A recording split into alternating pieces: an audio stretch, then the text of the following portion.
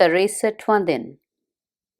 पाक कलाम में से पढ़ेंगे ज़बूर 30, उसकी पहली आयत से लेकर 7वीं आयत तक।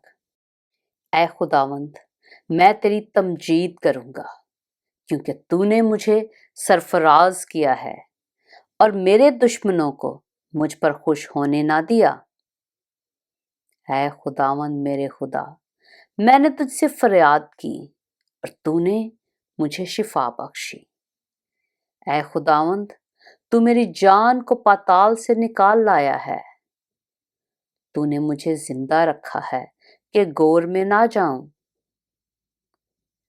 खुदावंद की सिताइश करो, ऐ उसके मुकद्दसों, और उसके कुद्स को याद करके शुक्रगुजारी करो, क्योंकि उसका कहर दम भर का है, उसका करम उम्र भर का।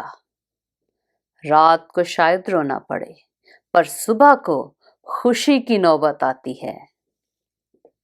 मैंने अपनी इकबालमंदी के वक्त ये कहा था कि मुझे कभी जुम्बश ना होगी।